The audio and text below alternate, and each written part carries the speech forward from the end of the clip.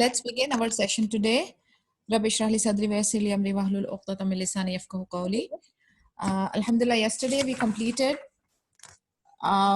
until Hudaybiyah and the victory in the Hudaybiyah expedition or treaty, you can say. Abu Bakr radiallahu anhu suggests new Taif leader. After the delegates of the Thaqif tribe from Taif met with the Prophet Muhammad ﷺ and announced their entry into the fold of Islam, they stayed in Al-Madinah for several days to learn as much as they could about the religion. अभी ऐसा हुआ कि आपको पता है कि during the times जब ये अपनी डायनेस्टी या अपना पावर को स्ट्रेंथन कर रहे थे तो आसपास के जितने कबीले और इलाके हैं उनके चीफ्टेंस को बुलाकर दे यूज्ड टू डिस्कस, उनको दावा करते थे, उनको सारी प्लान्स एंड जो उनके रूल्स रेगुलेशंस उसके बारे में बताते थे.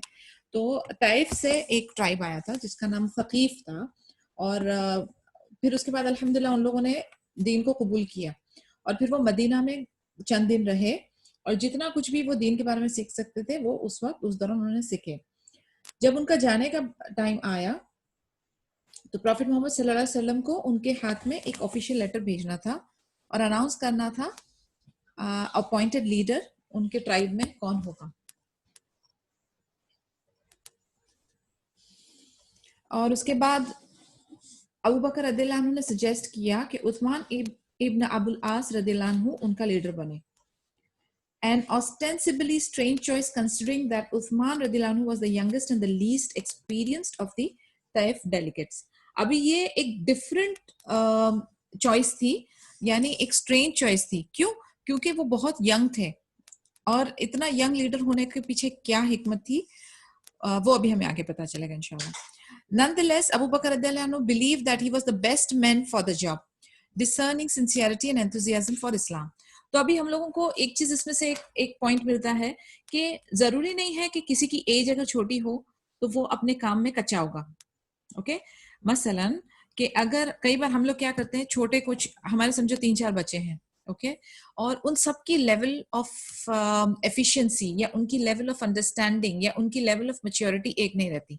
Every child is unique. हर बच्चे की क्वालिटीज, स्ट्रेंथ, वीकनेसेस, सब कुछ, उसकी सोच, उसकी समझ, एवरीथिंग इज डिफरेंट. तो हम लोग ये नहीं कर सकते कि एक लकड़ी से सबको हाके या वन पिल फॉर ऑल वाला फॉर्मूला नहीं चलता. Depending on their capacity, depending on their efficiency, we will delegate task to them. Similarly हमको ये एक बैकड्रॉप में ये लेकर नहीं चलना है कि अंडरस्टैंडिंग और मैच्योरिटी एज रिलेटेड है. कुछ बच्चे छोटी एज में मैच्योर हो जाते हैं, कुछ जो है वो 40-50 में भी जाके सुभानअल्लाह टीनेजर ही रहते हैं. तो it varies from person to person और हमें किस तरीके से उनको उनके तरफ हमारा नजरिया होना चाहिए based on their maturity and understanding level और उसी के मुताबिक हमको उनको डेलीगेशन देनी चाहिए वर्क की. क्योंकि अगर if you give something to somebody who can not shoulder that responsibility then it will be a disaster. और ऐसा भी नहीं होना चाहिए कि आप किसी के पोटेंशियल को अंडर यूटिलाइज करें. So even that is not right and even giving something extra to someone who cannot manage or cope up, even that is wrong. तो देखभाल के हमें अपने स्टेप्स लेने चाहिए और डेलीगेशन करना चाहिए. अब ये जैसे अल्हम्दुलिल्लाह these guys were very intellectual, इनके अंदर एक अलग किस्म की इंटेलिजेंस थी, एक अलग लेवल की विजडम थी. तो अबू बकर रज़ियल्लाहु अन्हु ने सजेस्ट किया Usman ibn Abul Aas, who was very young, but उनमें क्या क्वालिटीज थी? उनमें सिंसियरिटी थी, उनमें एंथुसियाज्म था. He was young, so he was full of energy and positivity और वो बहुत सिंसियर थे अपने काम में. While the other delegates took their daily nap, Uthman ibn Abul As radiallahu anhu would discreetly go to the Messenger of Sallallahu Alaihi Wasallam to gain knowledge about Islam. What a beautiful tip या beautiful example. अब आप देखें, जब दूसरे जो delegates थे वो अपनी नींद में, वो अपने नैप ले रहे थे, वो अपनी सुस्ती दिखा रहे थे, बट ये जो थे उस्मान रदियल्लाहु अन्हु, ये क्या करते थे? ये खामोशी से मोहम्मद सल्लल्लाहु अलैहि वसल्लम के पास जाते थे और नॉलेज गेन करते थे. कुरान और इस्लामिक ज्यूरिस्प्रूडेंस यानी फिक्र की नॉलेज लेते थे, कुरान की नॉलेज लेते थे. जबकि लोग दूसरे जो थे बड़े एज में और बड़े ओहदे पे, वो क्या कर रहे हैं? वो आराम फरमा रहे हैं. उस टाइम पे ये जो उस्मान रदियल्लाहु अन्हु है वो जाके दीन की नॉलेज सीख कर रहे हैं, क्योंकि उधर उनका जाने का मकसद हॉलीडे ट्रिप नहीं थी.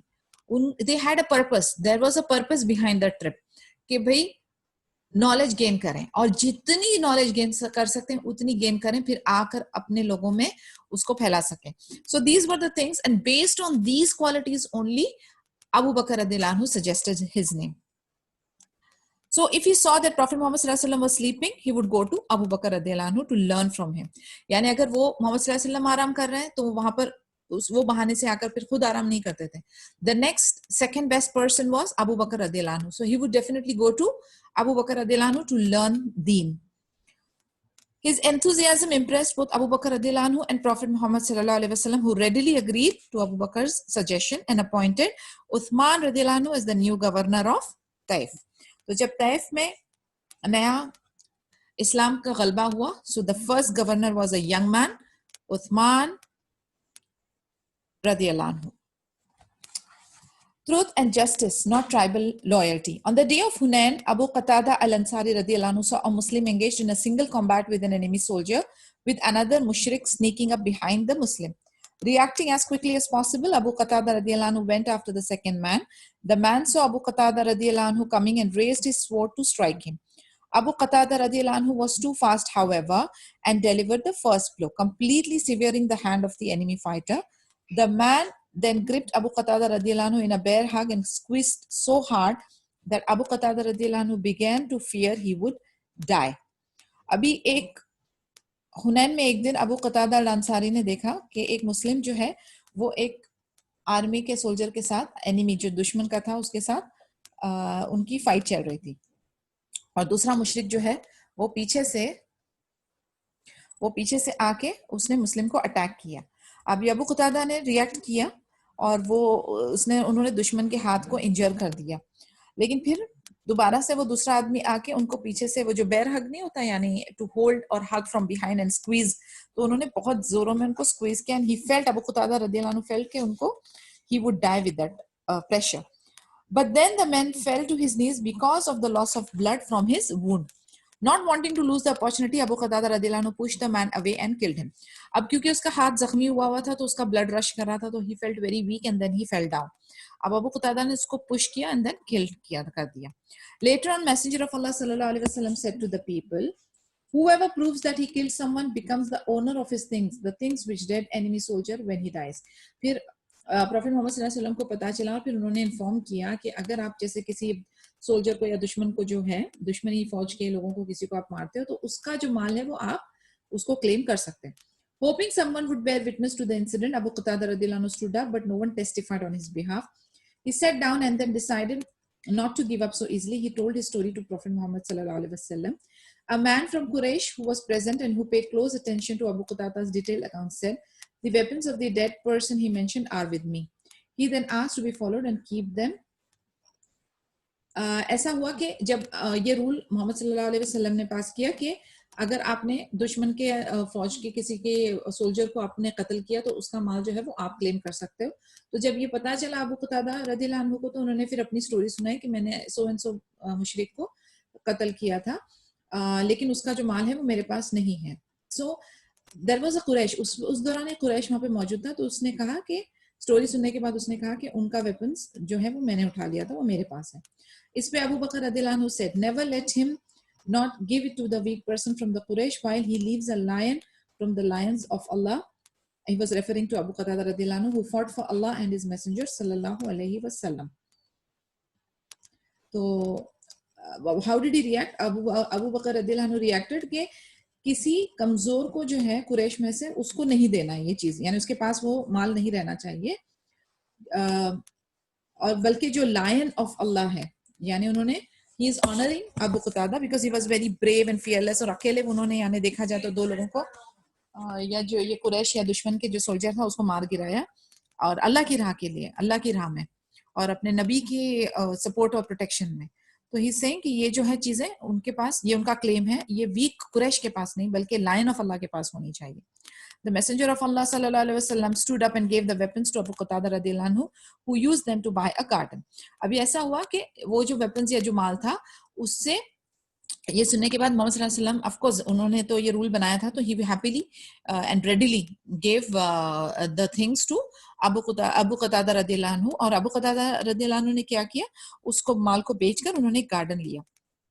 اور he claimed that کہ یہ میری فرسٹ ویلتھ ہے جو میں نے ایکوائر کیا جہاد قتال میں ان دا کاز آف اسلام، یعنی ان کی فرسٹ پوزیشن یا فرسٹ ویلتھ تھی جو کہ انہوں نے وائل فائٹنگ یعنی جہاد میں انہوں نے کمایا. This story highlights the superior qualities of two companions. Abu Qatada al-Ansari radiyallahu anhu risked his life to save a fellow Muslim who was about to be attacked from behind. یعنی ابھی آپ دیکھیں water increase. تو دس is like بولتے نا کہ اللہ کی طرف سے سیدھا ان کو انعام تھا بیکاز انہوں نے ایک مسلم کی پروٹیکشن کی، مسلم کو بچانے کے لیے وہ انٹروین کیا اینڈ دین وہ یہ سارا جھڑپ میں شامل ہوئے. تو دس از این انعام from the at the dunya level also and from Allah کی طرف سے بھی because he was fighting for the cause of Allah and to protect Prophet Muhammad صلی اللہ علیہ وسلم and to protect a Muslim. تو اس وجہ سے ان کو ایک دیکھا جائے تو it's a very good victory and a very good you can say gift or a prize from for fighting for the cause of Allah. And Abu Bakr radiallahu anhu, who was so fair and just that he argued on behalf of a man from the Ansar against a man from his own tribe. یعنی ابھی قریش ان کی tribe تھی، higher status والے لوگ تھے، لیکن انہوں نے ایک انصار کے لیے یعنی he was so fair and just, Abu Bakr radiallahu anhu was so fair and just that he argued that انہوں نے justify کیا کہ why should he receive it. سو یہ جو دو کمپینینز ہیں ابو بکر رضی اللہ عنہ اینڈ ابو قتادہ الانصاری رضی اللہ عنہ کے بارے میں ان کی سپیریئر کوالٹیز کے بارے میں ایک ڈسکشن ہے. This is because he was primarily concerned with upholding truth and justice and not tribal loyalty. یعنی یہ جو اکثر مانا جاتا ہے نا کہ صحیح غلط ہو لیکن اگر ہمارے قبیلے یا ہمارے کنبے کے لوگوں نے کیا ہے تو ہم اس پہ مٹی ڈال دیں گے، ہم اس کو کور کر دیں گے، لیکن اگر کوئی سامنے والا یا دشمنی کے قبیلے کا ہے تو ہم اس کو ہائی لائٹ کریں گے اور ان کو ہم فائدہ نہیں پہنچائیں گے. ہم کس کو فائدہ پہنچائیں گے؟ صرف اپنے لوگوں کو، which is not fair, which is not right. آپ کو جو ہے حق کا ساتھ دینا، آپ کو جو ہے جسٹس کرنا، آپ کو جو ہے ہمیشہ اپنی اوپینین فیئر رکھنی ہے. So that is what we are trying to understand. ابھی یہ دو قصے جو ہم لوگوں نے ڈسکس کیے، ایک وہ طائف کے لیڈر سے اور ایک یہ ٹرائبل لائلٹی کے لیے، تو ہم نے چند کوالٹیز یہاں پہ سے پک کی. ایک ہم نے سنسیئرٹی اینڈ انتھوزیازم آف عثمان ابن ابو العاص رضی اللہ عنہ، ان سے ہم نے یہ ٹپس لی. اس کے بعد اس میں ہم نے لیا کہ you have to be fair, you have to be truthful, آپ کو حق کا ساتھ دینا ہے، سچ کا ساتھ دینا ہے، not tribal loyalty, not community, not any thing else. True depth of faith. After Prophet Muhammad sallallahu alaihi wasallam died, another group of delegates from Taif visited Al-Madinah. Their arrival was welcome news, but it did bring back sad memories for Abu Bakr radiallahu anhu, the death of his son Abdullah radiallahu anhu. Although this was a sad event, Abu Bakr's attitude regarding it illustrated the true depth of his faith. اب جب دوبارہ سے طیف کے delegates آئے تھے اس وقت تک محمد صلی اللہ علیہ وسلم اور ابو بکر رضی اللہ عنہ کے بیٹے عبداللہ رضی اللہ عنہ جو ہے they had died. تو جب یہ دوبارہ سے یہ لوگ آئے تھے تو ان کی وہ میموریز جو ہے وہ تازہ ہو گئی تھی and he was into some sort of a depression. But still ان کا جو ایٹیٹیوڈ تھا نا وہ بالکل نہیں بدلا ہوا تھا، اس کے اندر ایک ایمان کی ڈیپتھ تھی، طاقت تھی. Al-Qasim ibn Muhammad said Abdullah ibn Abu Bakr radiallahu anhu was hit with an arrow on the day of Taif and he died as a result of that injury 40 days after the death of Messenger of Allah sallallahu alaihi wasallam. After Abdullah radiallahu anhu died, a delegation of the Thaqif tribe visited Abu Bakr radiallahu anhu in Al-Madinah. Abu Bakr still had the arrow that killed his son and he took it out in the presence of the delegates and said to them, "Does anyone among you recognize this arrow?" Sa'id ibn Ubayd, the brother of Banu Ijlan, said, "Yes, I sharpened this arrow, fixed a feather onto it and fired it." Abu Bakr radiallahu anhu turned to him and said, "Verily, this is the arrow that killed Abdullah ibn Abu Bakr radiallahu anhu, and all praise is for Allah, who has honored him by your hand and who has not humiliated you by his hand, who did not allow Abdullah radiallahu anhu to kill you during the siege of Taif, but instead kept you alive long enough for you to embrace Islam. Indeed, he has made matters spacious and easy for both of you." اب یہ ہوا تھا کہ عبداللہ رضی اللہ عنہ جو ان کے بیٹے تھے ان کو ایک ایرو کا شاٹ لگا تھا اور اس سے ان کی موت ہوئی تھی. اب یہ جو ڈیلیگیٹس آئے تھے نا اسی میں سے وہ آدمی موجود تھا جس نے وہ ایرو کو شارپن کیا تھا. تو when these guys had come, جب یہ ڈیلیگیٹس آئے تھے مدینہ میں تو ابو بکر رضی اللہ عنہ نے ان سے پوچھا، ان کے سامنے دکھایا وہ ایرو کہ یہ تھا وہ ایرو جو میرے بیٹے کو جس کو لگنے سے قتل ان کا ہو گیا. تو یہ ایرو کو آپ ریکگنائز کرتے ہو. تو اس میں سے ایک آدمی جو تھا سعید ابن عبید the brother of بنو اجلان said ہاں جی یہ میں نے ہی اس کو شارپ کیا تھا اور اس کے اوپر ایک فیدر لگایا تھا اور اس کو فائر کیا تھا ابو بکر کے بیٹے کی طرف. اس پر ابو بکر رضی اللہ عنہ نے کیا کہا؟ اب آپ سچویشن دیکھیں, ان کے بیٹے کا قاتل سامنے سیلف کنفیشن کر رہا ہے. یعنی میں نے آپ سے کہا تھا نا کہ ہم لوگوں کی جو مدرلی فیلنگ ہے یا جو ہمارے اولاد کو لے کر جو ہماری سینٹیمنٹس ہیں وہ بہت ہائی ہوتے ہیں, یعنی حد سے زیادہ ہائی ہوتے ہیں. ہمارے سامنے صحیح غلط حرام حلال کوئی پہچان نہیں رہتی. وی فرگیٹ ایوری تھنگ. تو یہ ہے کہ okay Rukhsan I just now saw Hudaybiyah war and treaty was no we covered Hudaybiyah yesterday. ہم نے اس کے بارے میں ڈسکس کیا تھا, اس کے پوائنٹس بھی ڈسکس کیے تھے کہ کیا کیا اس کی کنڈیشنز تھی اور کیسے اللہ تعالیٰ نے اس کو وہ کیا تھا مسلمس کے فیور میں کیا تھا. We have discussed it. I would suggest you go back to the recording اور ایک بار آپ اس کو سن لیجیے. alright Okay. سو یہ کیونکہ وہ بالکل جیسا سیکوینس میں نا ویسی جا رہا. I'm not skipping even one line. یعنی ایون تو وہ کتنا بھی ڈیٹیل ہونے دو یا کتنا بھی لانگ ہونے دو, but I am not skipping a single line. I am going word by word. سو انشاءاللہ you will not miss any thing. سو ہاں تو یہ ابو بکر رضی اللہ عنہ از asking اینڈ دین اس کے بعد ان کا جو ریئیکشن تھا یا ان کے جو کمنٹس تھے وہ بہت کمنڈیبل ہیں. واٹ ڈیڈ ہی سے کہ دس از دا ایرو دیٹ کلڈ عبداللہ ابن ابو بکر. یعنی انہوں نے دکھایا وہ ایرو کہ یہ تھا وہ ایرو جس نے عبداللہ کو کل کیا. اور ساری تعریف حمد و ثنا اللہ کی. یعنی آپ دیکھیں ان کے ہر ایک کلمات میں اللہ کے لیے شکر ہوتا ہے, اللہ کا ذکر ہوتا ہے, اللہ کے لیے یعنی بیوٹیفل ورڈز یوز ہوتے ہیں. وہ صرف دنیا میں یا دنیاوی ایموشنز اور رشتوں میں یا اپنے ایکسپریشنز میں کبھی بھی کمی کوتاہی نہیں کرتے. اللہ کا ذکر, اللہ کا نام ضرور ضرور ہوتا ہے. سو یہاں پر بھی حمد و ثنا چل رہی ہے. آل پریز فار اللہ جس نے آپ کے ہاتھوں سے اس کو یہ آنر دیا. کیونکہ آپ کو پتا ہے کہ لائک الحمدللہ اللہ کے کاز میں وہ فائٹ کر رہے ہیں اور جب وہاں پر شہید ہوتے ہیں تو اس کا درجہ کیا ہے. سو ہی از تھینکنگ ہم ہو ہیز آنرڈ ہم by your hand and who has not humiliated you by his hand.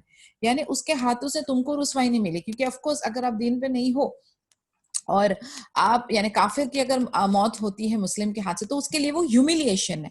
لیکن کافر کے ہاتھ سے مسلم کی موت ہوتی ہے تو وہ اس کے لیے ایک آنر اور ایک پرائڈ ہے, کیونکہ اس کا درجہ جو ہے وہ شہادت کا ہونے والا ہے جو کہ اللہ کے بہت قریب ہے اور بہت سارے انعامات ہیں. سو ہی سینگ کہ تم ہیوملیٹ نہیں ہوئے لیکن اس کو وہ آنر ملا. اینڈ الحمدللہ اللہ تعالیٰ نے تم کو ابھی تک زندہ رکھا تاکہ تم آگے چل کے دین کو قبول کرو. اور اللہ تعالیٰ نے ہمارے لیے جو ہے یہ معاملہ وسیع کر دیا اور ایزی کر دیا ہے. دیکھو کتنا بیوٹیفل ایکسپلینیشن ہے اور کتنا بیوٹیفل طریقہ ہے, کتنا خوبصورت حسن خلوق ہے یہ. I don't think so we can even reach 1% of what they were. May Allah make us among those. But believe me, اتنا بڑا جگرا یا اتنا بڑا دل ہمارا نہیں ہوتا. ہم لوگ تو چھوٹی چھوٹی سی دشمنی, چھوٹی چھوٹی سی نفرتوں کو پوری زندگی بھر لے کر چلتے ہیں. May Allah clear our heart. May Allah make us among the pious, Ya Rab. Amin, Ya Rab. Leading commanders of the Muslims. In the expedition to the north to neutralize the threat of the Romans, Abu Bakr radiallahu anhu played an important role. When the Muslim army reached Thaniyatul Wada, the Messenger of Allah sallallahu alaihi wasallam chose his commanders for the expedition and handed out banners.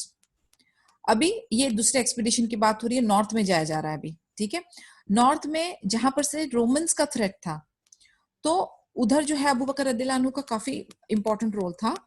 Muslim army جو ہے وہ ثانیۃ الوداع ایک جگہ ہے, میں اس کا جو ہے میپ گروپ میں ڈالوں گی انشاءاللہ. سو وہ ثانیۃ الوداع کی طرف پہنچے اور محمد صلی اللہ علیہ وسلم کیا کر رہے تھے, کمانڈرز اپنے ایکسپیڈیشن کے لیے سلیکٹ کر رہے تھے اور ان کے ہاتھ میں بینرز دے رہے تھے. He gave the greatest banner to Abu Bakr radiyallahu anhu, clearly indicating that he was the chief commander. تو اس ایکسپیڈیشن پہ چیف کمانڈر ابو بکر رضی اللہ عنہ بنے. Over the army of 30,000 Muslims. الحمدللہ. تو 30,000 مسلمس کے چیف کمانڈر کون بنے؟ ابو بکر رضی اللہ عنہ. اب آپ دیکھیں اگین کل ہم نے اس کے بارے میں ڈسکس کیا تھا کہ یہ اس ٹائپ کے لیڈرز نہیں تھے جو پیچھے بیٹھ کے پلان بنا رہے اور آگے آدمیوں کو بھیج رہے ہیں. یہ آگے ہوتے تھے, یہ فلیگ لے کے فلیگ شپ لے کے آگے ہوتے تھے, لیڈ کرتے تھے اور جنگ میں پورا حصہ لیتے تھے. پورے تھک آرمی جہاں ہو وہاں پہ بیٹل کرتے تھے. یہ صرف بیٹھ کے پیچھے جو کہتے ہیں نا ہم لوگ ہماری سلینگ لینگویج میں کہ بول بچن والے لیڈرز نہیں تھے, یہ سامنے فیلڈ پہ گراؤنڈ لیول پہ فائٹ کرتے تھے. سو دس is what is a true sign of a good leader. Various accounts of the expedition highlight the role played by Abu Bakr radiallahu anhu as a commander, as an advisor, and as a close friend of Prophet Muhammad sallallahu alaihi wasallam. अभी आप देखें कि Abu Bakr radiallahu anhu was very wise, intellectual, he had the knowledge and the skill and everything, but वो उस type के भी इंसान नहीं थे जो कि बिल्कुल हाँ हाँ कर दे या सर झुका के बिल्कुल जो भी ब्लैक एंड व्हाइट है उसको एक्सेप्ट करें. He was a man of his opinion. उनका जो अपना एक ओपिनियन या स्टैंड होता था वो जरूर अपने सामने रखते थे. प्रॉफेट मोहम्मद सल्लल्लाहु अलैहि वसल्लम को वो अपना प्रोजेक्ट करते थे, आइडिया सजेस्ट करते थे, रेकमेंड करते थे. He had his own spine. तो ये भी क्वालिटी है जो कि बहुत जरूरी है. लाइक कई बार ऐसा होता है कि you could be N obedient child of your parents, लेकिन कई बार ऐसे सिचुएशन आते हैं कि आपकी ओपिनियन या आपकी सजेशन शायद उनकी ओपिनियन से बेटर हो, तो आप लेकिन एहतराम में और शर्मा शुरमी में आप नहीं कह पाते.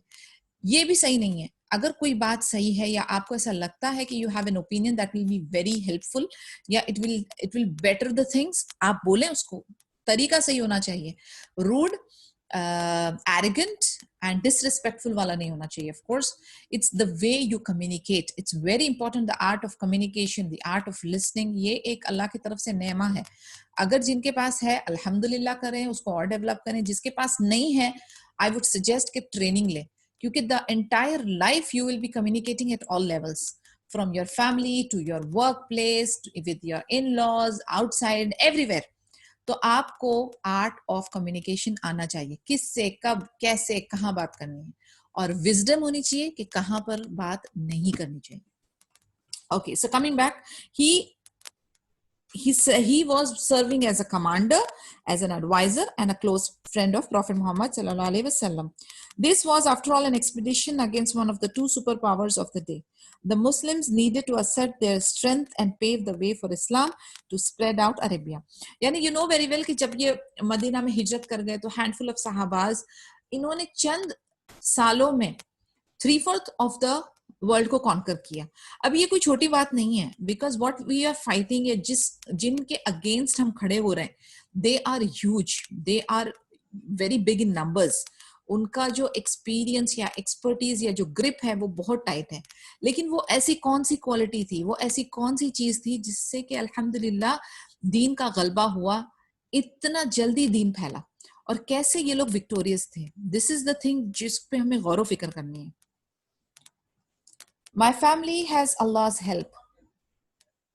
The expedition to Tabuk was a mammoth undertaking that required a great deal of financial support. अब बात हो रही है expedition of Tabuk की. For an army of 30,000 men to travel for days across the desert, यानी आपको मैंने बताया 30,000 मुस्लिम आर्मी को चलना है. अब इनका खाना पीना, रिहाइश, इनका सब जरूरतों का जो सामान है वो साथ होना चाहिए, which means financial support is a must. Proper finances. और आपको पता है उस टाइम पे रास्ते जो थे वो बहुत लंबे, because the mode of communication is either on foot और ऑन हॉर्सेस और camel and things like that. तो दिनों दिन, महीनों महीनों ट्रैवलिंग चलती थी. अब वो इतने दिन चलना और इतने आदमियों का खाना पीना. Across the desert, large quantities of supplies were needed, including food, horses, mules, camels, weapons, and armor. Moderate donations would not be enough to finance the expedition, which is why the Messenger of Allah sallallahu alaihi wasallam urged his companions to donate generously. इसके लिए मोहम्मद सल्लल्लाहु अलैहि वसल्लम ने क्या suggest किया कि जो companions है वो वक्फ करें, डोनेट करें, सदका करें अल्लाह की राह में. They all responded enthusiastic to his appeal, with each person giving according to his means. अब जिसकी जैसी हैसियत और कैपेसिटी थी उसने उस तरीके से चैरिटी जो की. Especially noteworthy in this regard was Uthman ibn Affan radiyallahu anhu, who contributed perhaps more than anyone else. अब Uthman radiyallahu anhu जो थे उन्होंने काफी ज्यादा कंट्रीब्यूशन किया था. Umar ibn al-Khattab radiyallahu anhu was determined to outdo Abu Bakr radiyallahu anhu in good deeds, so he donated half of his wealth to the Muslim army. अभी आपको पता है, आपने पढ़ा होगा इसके बारे में डेफिनेटली कि अबू बकर रदियल्लाहु अन्हु एंड उमर इब्न खत्ताब रदियल्लाहु अन्हु की हमेशा जंग लगती थी कि नेकियों में कौन आगे है. तो वो हमेशा कोशिश करते थे अबू बकर रदियल्लाहु अन्हु को सुपरसीड करने के लिए, लेकिन अबू बकर रदियल्लाहु अन्हु always used to defeat him. अब उमर इब्न खत्ताब ने अपनी half of the wealth donate कर दी मुस्लिम आर्मी के लिए. One day prior to Tabuk expedition, the Messenger of Allah sallallahu alaihi wasallam ordered us to give charity. The timing of his request happily coincided with me having a sufficient quantity of wealth. I said to myself, if there is any day on which I will outdo Abu Bakr radiallahu anhu, it will be this day. I then went with the half of my wealth, and the Messenger of Allah sallallahu alaihi wasallam asked, what did you leave for your family? I said an amount similar to this. Abu Bakr radiallahu anhu then came with all of his wealth, and Messenger of Allah sallallahu alaihi wasallam asked him, what did you leave for your family? He said, I left them Allah and his Messenger sallallahu alaihi wasallam, and I said to him, I will never outdo you in anything. This hadith is recorded in Abu Dawood, number 1687. इतना beautiful किस्सा है कि जब जैसे ही हुजूर पाक सल्लल्लाहु अलैहि वसल्लम ने डिक्लेयर किया कि फाइनेंशियल असिस्टेंस चाहिए तो सबने अपने अपने इस्तिताअत के हिसाब से दे दिया, लेकिन ये आपको पता है इन लोगों का जो लेवल था वो बहुत हाई था, इनकी अंडरस्टैंडिंग बहुत डीपर थी, तो इनके सेंटिमेंट्स उस लिहाज से थे, तो इसलिए उनके जो कॉन्ट्रीब्यूशंस भी होते थे वो उस लेवल के होते थे. अब उमर इब्न खत्ताब रदियल्लाहु अन्हु ने सोचे कि अगर एक कोई एस्पेक्ट है जहां पर मैं अबू बकर रदियल्लाहु अन्हु को डिफीट कर सकता हूं तो वो ये है. तो उन्होंने जल्द से अपनी हाफ वेल्थ ली और प्रॉफिट मोहम्मद सल्लल्लाहु अलैहि वसल्लम के पास पहुंचे. उन्होंने जैसे उनको दिया, now look at the leader, prophet Muhammad सल्लल्लाहु अलैहि वसल्लम का सवाल क्या है कि अपनी फैमिली के लिए आपने क्या छोड़ा. मतलब ऐसा भी नहीं है सिस्टम दीन का कि अपने जरूरतें और अपने घर वालों की और डिपेंडेंट्स की जरूरतों को बिल्कुल जीरो करके अल्लाह की राह में दे दो.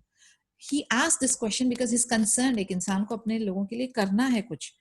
तो उमर इब्न खत्ताब ने कहा कि ये इतना ही इक्वल अमाउंट मैंने अपने घर वालों के लिए छोड़ दिया है. एंड देन उस तब तक कि अबू बकर रदियल्लाहु अन्हु आए तो फिर ही ऑफर्ड हिज वेल्थ. अब मोहम्मद सल्लल्लाहु अलैहि वसल्लम ने सेम सवाल उनसे कहा कि अपनी फैमिली के लिए आपने क्या छोड़ा है. तो उन्होंने कहा कि मैंने अपनी फैमिली को अल्लाह और अल्लाह के रसूल के हवाले छोड़ा है. एंड देन इस पर उमर इब्न खत्ताब रदियल्लाहु अन्हु ने कमेंट किया कि मैं आपको कभी भी हरा नहीं सकता. सुभान अल्लाह. Please pray for water. At least once during the expedition to Tabuk, the Muslims completely ran out of water.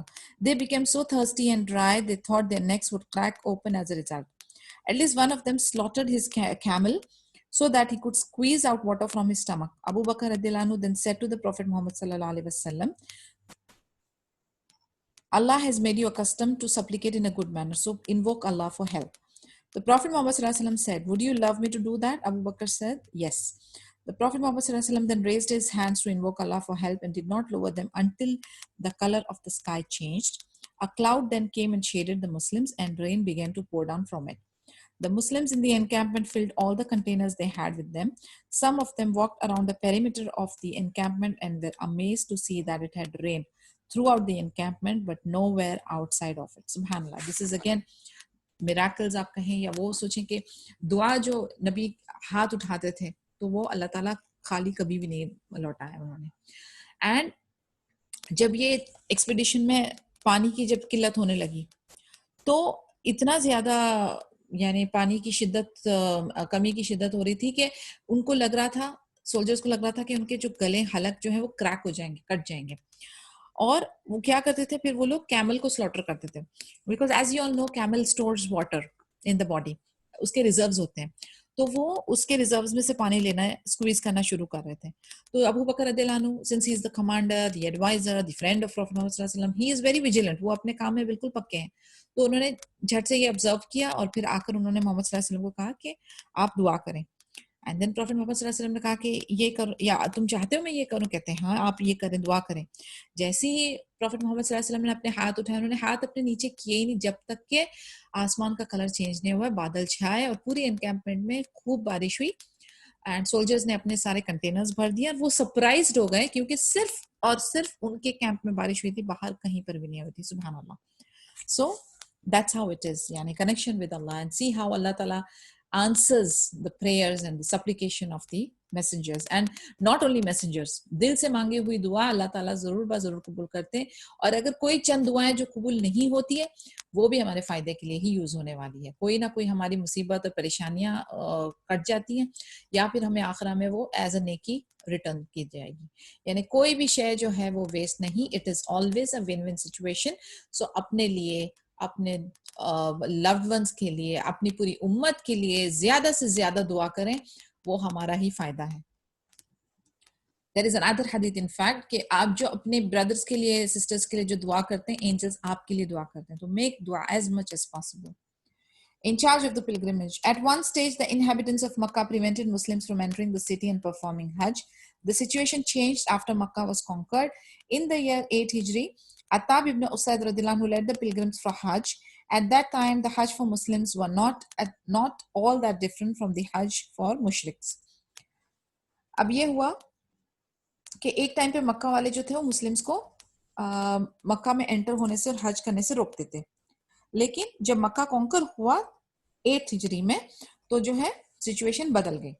अताब ibn Usaid रदियल्लाहु अन्हु जो थे वो पिलग्रिम्स को लीड कर रहे थे, और उस वक्त जो मुस्लिम्स का हज था वो मुशरिक के हज से डिफरेंट नहीं था. सो जैसे ही हज का सीजन अप्रोच हुआ 9th हिजरी में, द मैसेंजर ऑफ अल्लाह सल्लल्लाहु अलैहि वसल्लम decided not to undertake the pilgrimage and explain the reason when asked. अब मोहम्मद सल्लल्लाहु अलैहि वसल्लम ने 9th हिजरी में डिसाइड किया कि हज के लिए नहीं जाएंगे, और जब उनसे पूछा गया कि क्यों, तो उन्होंने अपना रीजन दिया. क्या रीजन दिया? Verily the house, the Kaaba, is visited by mushrik who, while they are naked, perform tawafs around it. Therefore, I do not wish to perform Hajj until that stops. अब इनकी एक कोई crazy सी एक रस्म थी कि ये जो नंगे होकर तवाफ करते थे, तो प्रॉफिट मोहम्मद सल्लल्लाहु अलैहि वसल्लम ने कहा कि ये मुशरिक जो है सेम टाइम पे ऐसी बेहुरमती से ये तवाफ करते हैं, तो मैं इनके साथ कंधे बाय कंधा इस हालत में तवाफ नहीं करना चाहता, और तब तक हम हज नहीं करेंगे जब तक कि ये जो पर्टिकुलर रीति है वो स्टॉप ना हो. Although it was true that the Muslims had full control of Makkah, they had signed various treaties with non-Muslim tribes that still enjoyed the privilege of performing Hajj. अभी मसला ये था कि इनकी ट्रीटी जो थी वो साइन हुई थी कि इनको जो रोका नहीं जाएगा इनका हज करने के लिए भी. तो इस वजह से ये दिक्कत थी कि वो साथ में ही ये जो बरहाना वाली हरकत है साथ में ही करते थे, तो which was not acceptable by Prophet Muhammad sallallahu alaihi wasallam. It was not befitting for the messenger of Allah sallallahu alaihi wasallam to perform Hajj alongside naked mushrik. So he ordered Abu Bakr radhiyallahu anhu to lead the Muslim pilgrimage that year.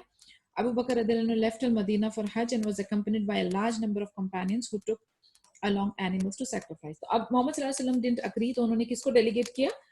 Abu Bakr रदियल्लाहु अन्हु के आप ये group लेकर जाओ, और एक बड़ा सा लार्ज ग्रुप ऑफ सहाबा जो थे वो गए पिलग्रिमेज के लिए, और उन्होंने अपने सैक्रिफाइस करने वाले जो एनिमल थे उदिया वाले वो साथ लेकर गए. A little while after Abu Bakr radiallahu anhu left al-Madinah, the Holy Quran chapter Baraha, which is also called At-Tawbah, was revealed. जैसे वो निकले, At-Tawbah की वही नाजिल हुई. It contained important rulings on dealings between Muslims and Mushrik. In essence, these revelations called for the severing of all ties between the two groups. अब इसके अंदर खास तौर से आपको पता है सूरह तौबा की खासियत कि वो बिस्मिल्लाह से शुरू नहीं होती, क्योंकि वो मुशरिक के बारे में डिस्कशन है उसमें, तो कोई भी किस्म का जो रहम वाला मामला है वो नहीं है. उसमें सर्टेन रूल्स एंड रेगुलेशंस अरकान्स दिए हुए हैं, जहां पर आपको मुशरिक के साथ जो है वो रिलेशनशिप के बारे में बताया गया है कि आपको कैसे कट करना है, कैसे अपने आप को प्रोटेक्ट और प्यूरिफाई करना है. Since both non-Muslim and Muslim pilgrims came from all over the Arabian Peninsula to perform Hajj, it was an opportune occasion for these new laws to be announced and heard by the pilgrims, who could then go back to their tribes with the information. अब क्योंकि timing ऐसा था कि Arabian पूरे peninsula से आसपास के पूरे अरेबियन इलाके से हज के लिए मुशरिक और मुस्लिम जमा होने थे, तो ये टाइम बहुत अच्छा था कि वो जो लॉज न्यू सूरह तौबा में जो लागू करने का टाइम था वो बहुत अच्छा था, क्योंकि ये practical implication हो जाएगा उसका. The Prophet Muhammad sallallahu alaihi wasallam ordered Ali to catch up with Abu Bakr radhiyallahu anhu to inform him about the new laws. अभी इनके निकलने के बाद वही नाजिल हुई थी, तो उन्होंने मोहम्मद सल्लल्लाहु अलैहि वसल्लम ने क्या कहा, उन्होंने अली रदियल्लाहु अन्हु को कहा, सारे रूल्स उनको बताए सिखाए, और फिर उनको कहा कि आप जाके अबू बकर रदियल्लाहु अन्हु को न्यू लॉज के बारे में बताओ. The pilgrims had not traveled very far, and Ali radiallahu anhu was able to catch up with them at Zul Hulayfa. When Abu Bakr radiallahu anhu saw Ali radiallahu anhu approaching, he asked, "Are you sent us to lead us or be a follower?" Ali radiallahu anhu said, "No, I have come as a follower." आपको पता है ये भी एक तरीकाकार है कि जब भी कोई एक्सपीडिशन उसमें जाता है तो एक आमिर होता है, one amir has to be appointed. ये इस्लामी तरीका है, and the others who are followers have to be obedient and listen to the amir. So of course he was the leader. Abu Bakr radiallahu anhu was the leader. कुछ ही distance पे वो पहुंचे थे और हजरत अली रदियल्लाहु अन्हु उनको कैचअप कर गए, तो उन्होंने उनसे पूछा कि तुम लीड करोगे या फॉलोवर हो, तो उन्होंने कहा कि मैं फॉलोवर हूँ. They then proceeded to complete their Hajj rites. Abu Bakr radiallahu anhu led the pilgrims along the same route that they had followed during the pre-Islamic days of Jahiliyyah. However, Hajj took place that year in the month of Zulhajj and not, as has been claimed by some, in Zulqa'dah. On various occasions during the pilgrimage, Abu Bakr radiallahu anhu delivered sermons and educated pilgrims about the rites of Hajj. Ali radiallahu anhu, who was constantly behind him, would add to the sermons. अभी आप देखिए वो जो है अबू बकर रदियल्लाहु अन्हु जो है वो पूरा एज एन इमाम वो ग्रुप को लीड कर रहे हैं हज के लिए, उनके जो राइट्स और रिचुअल्स हैं उसके बारे में उनको गाइड कर रहे हैं और खुतबा दे रहे हैं. तो उनके साथ सपोर्ट में हजरत अली रदियल्लाहु अन्हु वो भी उनको ऐड कर रहे हैं, जो जो उनको नई चीजें हैं या जो न्यू लॉज हैं, बाय लॉज हैं, या जो चीजें मिस हो गई हैं, तो he is adding on to it. He would recite from the beginning in the Quranic chapter Bara and made the following 4 important announcements. अभी 4 important announcements उन्होंने किए. Only the believers would enter paradise. There was to be a ban on pilgrims performing tawaf of the Kaaba naked. All treaties agreed upon by the Messenger of Allah sallallahu alaihi wasallam would remain valid until their expiry date, but would not be renewed. After that year, no polytheist would be allowed to perform Hajj. अभी 4 important चीजें क्या कि सिर्फ believers, only Muslims will be allowed to enter paradise. There was to be a ban on pilgrims performing tawaf. अभी ये जो नंगे होकर तवाफ करने वाली जो उनकी एक रस्म थी उसको बैन कर दिया गया. जितनी भी ट्रीटी साइन हुई थी वो सिर्फ उतने ही वक्त तक वैलिड रहेगी जितनी उसमें कॉन्ट्रैक्ट में मौजूद है, उसका रिन्यूअल नहीं होगा. और इस साल के बाद कोई भी मुशरिक जो है वो हज के लिए अलाउड नहीं होगा. सुभान अल्लाह. आप देखें ये वाली जो बात है वो अभी तक लागू है. No mushrik can enter the hudud of Makkah, which is such a beautiful thing. Alhamdulillah for that. I wish I was in this grave. Abdullah ibn Masud radhiyallahu anhu said, I woke up in the middle of one particular night while I was with Messenger of Allah sallallahu alaihi wasallam on the Tabuk expedition. अभी ये Tabuk की सिलसिला चल रहा है. We are still on that journey. तो उन्होंने क्या देखा? I saw flame on one side of the encampment and so I followed it. ये Abdullah ibn Masud radhiyallahu anhu is narrating कि एक रात मैं मिडिल ऑफ द नाइट में उठा और मैं मोहम्मद सल्लल्लाहु अलैहि वसल्लम के साथ था तबुक एक्सपीडिशन में. मैंने एक तरफ देखा एक आग जल रही है और मैं पीछे उनके चला. When I arrived there, मैंने देखा कि मोहम्मद सल्लल्लाहु अलैहि वसल्लम, Abu Bakr radhiyallahu anhu and Umar radhiyallahu anhu, there too was the body of Abdullah Dhul Bijadan al-Muzani as he was dead. The Prophet Muhammad sallallahu alaihi wasallam said to Abu Bakr and Umar radhiyallahu anhu, एक जो है सहाबा जिनका नाम था अब्दुल्ला जुल बिजादैन अल-मुज़नी, उनकी dead body पड़ी हुई थी. तो मोहम्मद सल्लल्लाहु अलैहि वसल्लम ने अबू बकर रदियल्लाहु अन्हु और उमर रदियल्लाहु अन्हु को कहा, bring closer your brother. They did so. And when the Prophet Muhammad sallallahu alaihi wasallam prepared to place him in the side compartment of his grave, he said, जैसे ही वो डेड बॉडी को कब्र में उतारने लगे तो उन्होंने क्या कहा? Oh Allah, I am this night pleased with him, so be pleased with him as well. यानी हुज़ूर पाक सल्लल्लाहु अलैहि वसल्लम ने बहुत खूबसूरती से एक दुआ की और एक बहुत अच्छी चीज का मुजाहरा किया कि मैं इस शख्स से राजी हूँ, आप भी इस शख्स से राजी हो जाओ. The narrator of this hadith related that Abdullah ibn Masud said, "Oh, would that I was the dweller of this grave." यानी इतनी बड़ी बात है. देखा जाए तो ये अगर अल्लाह और अल्लाह के नबी अगर किसी बंदे से राजी हो जाते तो इट्स अ शॉर्टकट टू जन्नत, isn't it? तो अब्दुल्ला इब्न मसूद की हसरत हुई कि काश मैं उस कब्र में डाला जा रहा होता.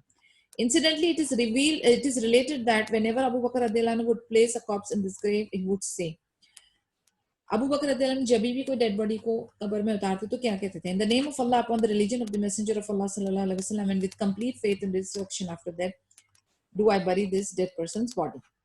तो वो अल्लाह का नाम लेकर अपना जो ईमान है वो ताज़ा करते हुए फिर वो डेड बॉडी को कब्र में उतारा करते थे. Keeping a secret of the Prophet Muhammad sallallahu alaihi wasallam. When his daughter Hafsa radhiyallahu anha became a widow, Umar radhiyallahu anhu wanted her to remarry, so he searched for a suitable match. अभी इनकी जो बेटी थी हफ्सा रदियल्लाहु अन्हा, जब ये विधवा हो गई तो उमर रदियल्लाहु अन्हु वांटेड कि उनकी दोबारा से शादी हो जाए और फिर वो एक suitable match ढूंढ रहे थे. Her deceased husband's name was Hunais ibn Hudayfa radhiyallahu anhu, a nobleman who had the honor of participating in the Battle of Badr. यानी he was a Badri. जो हफ्सा रदियल्लाहु अन्हा के husband थे Hunais ibn Hudayfa, he had participated in Jang Badr. When Hafsa's period of idda came to an end, Umar radhiyallahu anhu met Uthman ibn Affan radhiyallahu anhu and said to him, if you want, I will marry you to Hafsa radhiyallahu anhu. अब उस्मान इब्न अफ़ान रदियल्लाहु अन्हु से वो मिले और उनसे कहा कि अगर आप चाहो तो मैं अपनी बेटी हफ्सा की आपसे शादी कर सकता हूँ. उस्मान रदियल्लाहु अन्हु responded, I will see. उन्होंने कहा मैं देखता हूँ. And when the two of them met again later, Uthman radiallahu anhu said, I have come to the conclusion that I do not want to get married at the present time, which was a polite way of refusing Umar's proposal. अब उस्मान ने रदियल्लाहु अन्हु ने कहा जब दोबारा उनकी मुलाकात हुई कि मैं नहीं शादी कर सकता हूँ, और ये बहुत पोलाइटली उन्होंने उनका प्रपोजल जो है रिजेक्ट किया. उमर, अभी आप देखें कितनी सिंप्लिसिटी है, कोई खुंदकबाजी नहीं, कोई इमोशनल ड्रामा नहीं, कोई टेंशन नहीं, एक्सेप्ट हुआ नहीं हुआ, पोलाइटली उन्होंने रिफ्यूज कर दिया. عمر رضی اللہ عنہ پھر ابو بکر رضی اللہ عنہ سے ملے اور ان کو پروپوز کیا اپنی بیٹی کا رشتہ. Without apparent reason and in a gesture that stung Umar's heart, Abu Bakr remained silent. ابو بکر رضی اللہ عنہ خاموش رہے, کوئی رسپانس نہیں دیا عمر کے پروپوزل پہ. عمر رضی اللہ عنہ later admitted, I was more hurt by Abu Bakr's response than I was by Uthman's. پھر انہوں نے کنفیس کیا عمر رضی اللہ عنہ کہ مجھے ابو بکر رضی اللہ عنہ کے رسپانس سے زیادہ ہرٹ ہوا. یہ وہ سائلنٹ, انہوں نے نہ ہاں کی نہ کی, ان کا مجھے ہرٹ ہوا زیادہ, مور دین عثمان رضی اللہ عنہ. عمر رضی اللہ عنہ then recounted, after a number of nights went by, the messenger of Allah sallallahu alaihi wasallam proposed to marry her, and so I married her to him. یعنی یہ دونوں کی ریاکشن کیوں ایسی آ رہی تھی؟ ان کی ریاکشن اس لیے آ رہی تھی کیونکہ ان کو پتا چل گیا تھا کہ محمد صلی اللہ علیہ وسلم انہوں نے پازیٹیو رسپانس دیا تھا کہ وہ حفصہ سے شادی کرنا چاہتے ہیں, حفصہ رضی اللہ عنہ سے, اور اسی وجہ سے ان لوگوں نے silently and politely us proposal کو ایکسیپٹ نہیں کیا. بعد میں ابو بکر رضی اللہ عنہ جب ان کو ملے تو ان سے کیا کہا؟ Perhaps you became angry with me when I did not answer you. I said yes indeed. He said the only thing that stopped me from answering you was my knowledge of the Prophet Muhammad sallallahu alaihi wasallam, having mentioned his intention to marry her, and so I remained silent because I did not want to divulge the secret of Muhammad sallallahu alaihi wasallam. But had he had not taken her, I would have married her. Beautifully explained, justified and clarified.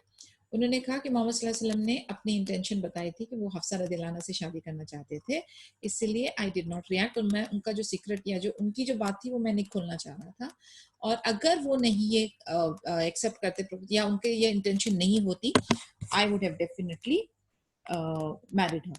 Which means he also had a quality کہ وہ prophet صلی اللہ علیہ وسلم کی secrets کو maintain کرتے تھے. ہم سب کو اپنا جو دل ہے اس کو اوشن اپنا ایک بنانا ہے جس میں ہمیں امانت داری رکھنی ہے, لوگوں کے راز, لوگوں کے عیب, لوگوں کی باتوں کی. ہمیں اپنی زبان کا استعمال اپنے اگینسٹ نہیں کرنا ہے. تو یہ بھی ایک کوالٹی ہے جو ہمیں اپنے اپنے امبائب کرنی ہے کہ we should know how to keep our secret. جیسے میں نے کہا کہ آپ کا ہارٹ جو ہے وہ ایک اوشن کی طرح ہونا چاہیے, اس میں بہت ساری چیزیں بری ہونی چاہیے, اینڈ وہ جو امانت داری ہے وہ ہم نے ضرور رکھنا ہے لوگوں کی, جیسے میں نے آپ سے کہا سیکرٹس کی, ان کے عیبوں کی, بہت ساری باتوں کی جس کو ہم لوگوں نے کہا ہے کہ اسے امانت کے طور پہ رکھیں, آپ خاموش رہیں, سن کے درگزر کریں, اور ان کی بھی جو لوگ نہیں کہتے, unnecessary چیز جو فتنہ پھیلائے یا معاشرے میں ایک انریسٹ کریٹ کرے یا کسی کے دو کے رشتے کے بیچ میں خرابی پیدا کرے, وہ کوئی ایسی بات نہیں کرنی. اپنی زبان سے, اپنے ہاتھ سے, اپنے ایکشن اور جیسچر سے کسی بھی مومن, کسی بھی مسلم اپنے بردر اینڈ سسٹرز کو ہارم نہیں کرنا ہے. ہمیں یہ ساری کوالٹیز ہوتی ہیں. وی بینگ وومن, ہم وی لو ٹو ٹاک, تو ہم لوگ کرتے ہیں یہ جانے انجانے, انٹینشنلی ان انٹینشنلی ہم سے یہ غلطی کوتاہی ہوتی ہے. کوشش کریں کہ اس نفس کو اپنے کنٹرول کریں. Let me join your peace. One day, as he was visiting the Prophet's home, Abu Bakr radiallahu anhu heard his daughter Aisha radiallahu anha speak in a loud voice. He hurried to grab her. Am I seeing you raise your voice while you are speaking to the Messenger of Allah sallallahu alaihi wasallam? He was even about to strike her in her face. When the Prophet Muhammad sallallahu alaihi wasallam intervened by standing between them, Abu Bakr radiallahu anhu left in an angry state of mind. When he left, Prophet Muhammad sallallahu alaihi wasallam said to Aisha radiallahu anha, did you see how I saved you from him? And few days later, Abu Bakr radiallahu anhu visited again and was happy to see that their dispute has been resolved. And so he playfully said to them, allow me to join you in your peace, just as you allowed me to join you in your war. The Prophet Muhammad sallallahu alaihi wasallam responded, we will allow you to do so. ابھی دیکھیں, اب یہ گھر کا ماحول چل رہا ہے, باپ اپنی بیٹی کے گھر آیا ہوا ہے, اینڈ ہی saw her کہ انہوں نے محمد صلی اللہ علیہ وسلم کے ساتھ تھوڑی سی لاؤڈ وائس میں بات کی. اب وہ ہسبینڈ اینڈ وائف ہیں, ان کا ایک اپنا کمبینیشن پرمیٹیشن ہے, but he is a messenger, ان کا ایک الگ لیول آف احترام ہے. تو ابو بکر رضی اللہ عنہ گاٹ ویری اینگری, بہت نروس ہو گئے, انہوں نے بلکہ ان کو مارنے کے لیے ہاتھ بھی اٹھایا, بٹ پروفیٹ محمد صلی اللہ علیہ وسلم بیچ میں آگے انٹروین کیا, اور پھر اس کے بعد انہوں نے جیسے ہی وہ غصے میں ابو بکر رضی اللہ عنہ نکل کے روانہ ہو گئے, تو انہوں نے حضرت عائشہ کو کہا کہ تم نے دیکھا میں نے تم کو کیسے بچایا. کچھ دنوں بعد ابو بکر رضی اللہ عنہ نے پھر وزٹ کیے, انہوں نے دیکھا کہ یہ دونوں کا جو ڈسپیوٹ تھی, اٹس نارمل, اٹس نیچرل, ہر گھر میں ہوتا ہے, ہر کپل میں ہوتا ہے. سو وین ہی saw کہ ان کی ڈسپیوٹ سالو ہو گئی, they are having a good time, they are playing around with each other. تو ابو بکر رضی اللہ عنہ نے کمنٹ کیا کہ مجھے آپ کی خوشی میں شامل ہونے دو, جیسے آپ لوگوں نے اپنے جنگ میں مجھے شامل کیا تھا, مجھے اس میں بھی شامل ہونے دو. پروفٹ ریسپونڈڈ کہ ڈیفینیٹلی ہم آپ کو الاؤ کرتے ہیں, یو آر, یعنی ان کو اپنی یہ انجوائمنٹ میں بھی ان کو شامل کیا. Let me join in your پیس. یہ ساری چیزیں نا ہم کو بتاتی ہیں کہ their house holds were very normal. ایسا نہیں تھا کہ ان کے گھر میں جھگڑے نہیں ہوتے تھے, ایسا نہیں تھا کہ ان کی ڈفرینس ان اوپینین ہوتی تھی, مگر وہ جس سے اپنے یہ کانفلکٹس کو سالو کرتے تھے, ریزالو کرتے تھے. یہ وہ نقطہ ہے جو ہمیں چاہیے, یہ وہ پوائنٹ آف سولوشن ہے جو ہمیں اپنے آپ میں انکلکیٹ کرنا ہے. یہ ساری چیزیں ہیں جو پوائنٹ آف نوٹ ورتھی ہے. ایسا نہیں کہ ہم سوچیں کہ نہیں اللہ کی مہربانی تھی, سب کے دل بڑے صاف تھے, they were very pious, of course they were pious, but they were human beings end of the day. ایسا نہیں ہے کہ حضرت عائشہ رضی اللہ عنہ didn't knew کہ he was the messenger of Allah, but we also have to understand the fact that he is her husband. تو کوئی نہ کوئی ایسی بات یا کوئی نہ کوئی ایسی ڈفرینس ان اوپینین لازمی ہوتی ہوگی. اینڈ عورت کی کیفیت ہوتی ہے, like if you remember, I can remember عمر ابن خطاب اتنے غصے والے, اتنے جلالی اور اتنے زبردست ان کا جو غضب تھا, بٹ ایک بار ایک آدمی ان کے دہلیز پہ آیا اپنی وائف کی کمپلین لے کر کہ میں ابھی جو ہے اس کا سولوشن خلیفہ سے ڈھونڈوں گا. And then when he was standing at the door of عمر ابن خطاب, he could hear کہ ان کی وائف جو ہے وہ ان کو چلا رہی ہے, بڑبڑ کر رہی ہے. عمر ابن خطاب رضی اللہ عنہ is not responding furiously to her. تو وہ لوٹ گئے. عمر ابن خطاب saw him turning back. بعد میں انہوں نے ان کو بلایا, کہتے ہیں آپ ہمارے گھر پہ آتے, you had something to talk about. And then he said کہ I had come to complain about my wife. میرے پاس اپنی بیوی کی کمپلین تھی آپ کے لیے, لیکن جب میں نے دیکھا کہ آپ بھی اسی کشتی میں سوار ہیں تو میں لوٹ گیا. اس پر بہت beautifully he explained a wife's role and how a husband should be patiently handling the affairs of his wife. انہوں نے ان کو بہت خوبصورتی سے بتایا کہ یہ میڈوں کی طرح کام کرتی ہے, کمپینین ہے, آپ کو حلال سکھ دیتی ہے. and it's a beautiful narration actually. تو انہوں نے کہا اگر وہ اس کے بدلے کبھی کبھار due to her physical and mental and hormonal issues اگر وہ آپ کے اوپر برستی ہے یا غصہ کرتی ہے تو اس میں سننے میں کوئی بھی برائی نہیں ہے.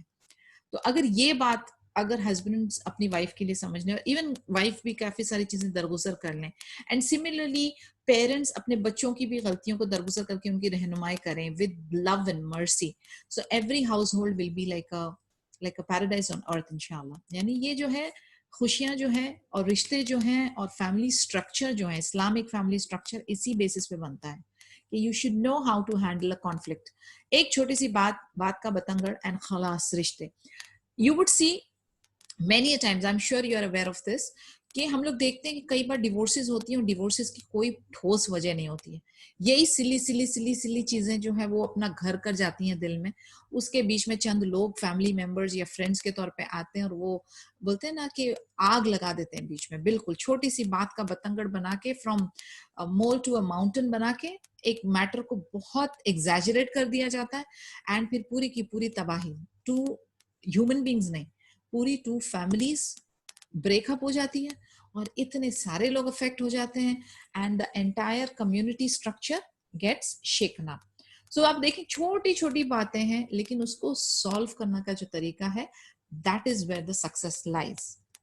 سو we are approaching the end of the time. انشاءاللہ I'll continue tomorrow.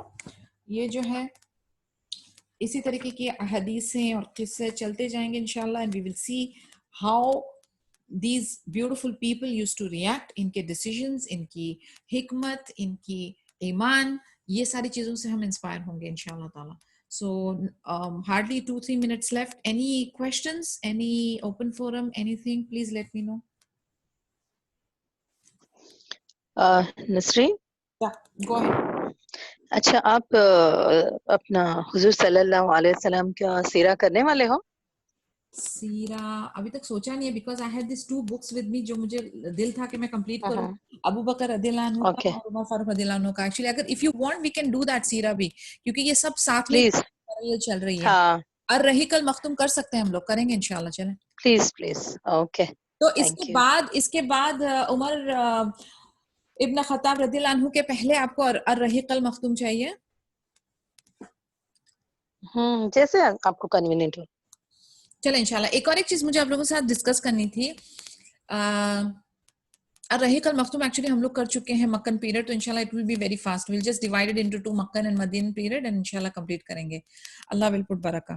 اچھا مجھے یہ پوچھنا تھا کہ ایک چیز میرے ذہن میں آ رہی تھی کل کہ ایوری سیٹرڈے 1 آور ہم لوگ ایک day of judgment and and of time, اس کے بارے میں سرٹن چیزیں ہیں جو ڈسکس کرنا ہے مجھے, جو کہ ابھی بالکل اس ورلڈ میں یا اس حالات میں بہت لاگو ہوتی ہے. اگر if you guys are ready we can take it up. What do you think? Please put in your opinions. I want to know. ادھر آپ چیٹ میں بولیں یا open your mics and just let me know. What do you think? Day of judgment کی science, day of آخرہ, اور جو چیزیں ہونی ہیں major minor signs, past present and future کی جو چیزیں مینشن ہے قرآن اور حدیث سے, اس کو ہم لوگ کمپائل کریں گے. So what do you think about it? Saturday 1 hour. Actually 2 o'clock یعنی 2 o'clock سیٹرڈے جو یہ نہ کر کے وہ لیں گے سبجیکٹس. نہیں سیٹرڈے تو ہم لوگ یہ لیتے ہی نہیں نا. our this class is only from Sunday to Thursday. We are not taking any class on Saturday. So I was just thinking کہ Saturday کو یہ کرتے ہیں cover up because بہت interesting ہے. اگر یہ ٹائمنگ ہے تو اٹس اوکے.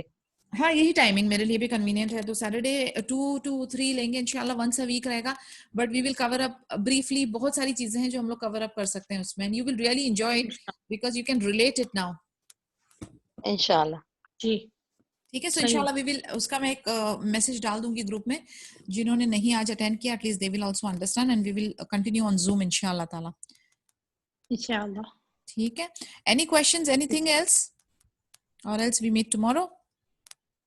چلیں جی. سبحانک اللہم و بحمدک نشہد ان لا الہ الا انت نستغفرک و نتوب الیک. السلام علیکم ورحمۃ اللہ وبرکاتہ.